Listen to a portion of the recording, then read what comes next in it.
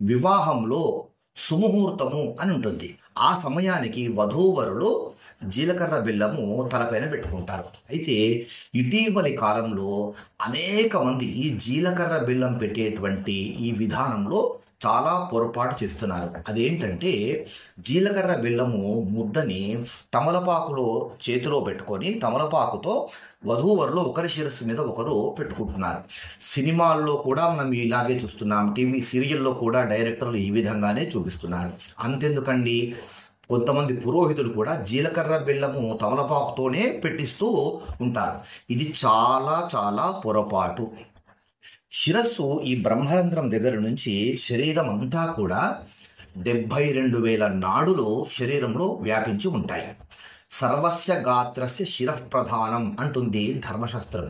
శరీరం మొత్తంలో శిరస్సు ప్రధానమైనటువంటి అవయవంగా చెప్తారు. ఈ 72,000 నాడులు స్పందనకు గురయ్యేటువంటిది ఈ మాడు మీద, శిరస్సు మీద.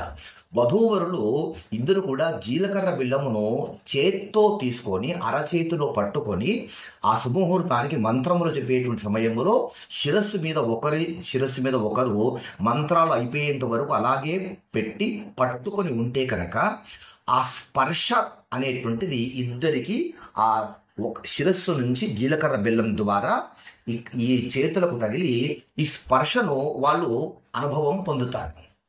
72,000 నాడులు ఆ స్పందనకు గురి అవ్వాలి ఆ సమయంలో.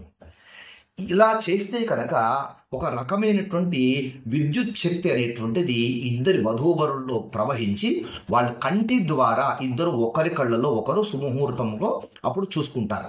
ఆ సమయంలో అఘోర చక్షురపతిఘ్నియేధి శివాపతిభ్య సుమనా సువర్చా జీవసూర్దేవకామా శోనాశన్నో భవద్విపదే శంచతుష్పదే అనేటువంటి మంత్రం చెప్తారు. కనుక శిరస్సు మీద చేత్తో జీలకర్ర బెల్లం పెట్టడం ద్వారా శరీరం స్పందనకు గురి అవ్వాలి. అలా గురి అయితే ఇద్దరి మధ్య అన్యోన్యత అనేటువంటిది అది అధికమవుతుంది. అలా కాకుండా తమలపాకుతో జీలకర్ర బెల్లం పెడితే ఇక స్పందన ఏ విధంగా వీళ్ళు అనుభవం పొందుతారు?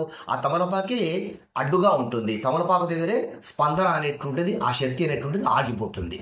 కనుక వివాహంలో జీలకర్ర బెల్లం పెట్టే సమయంలో ఖచ్చితంగా వధూవరులు చేత్తో మాత్రమే పెట్టాలి, తమలపాకుతో పెట్టకూడదు. ఈ విషయాన్ని మీ బంధుమిత్రులకు అందరికీ తప్పకుండా తెలియజేయండి. ఇది మనందరి బాధ్యత. ఇది మన వైదిక ధర్మం. ఇది మన సనాతన సదాచారం. మన ఆచారాలు, మన సాంప్రదాయాలను మనం ఖచ్చితంగా పాటించాలి.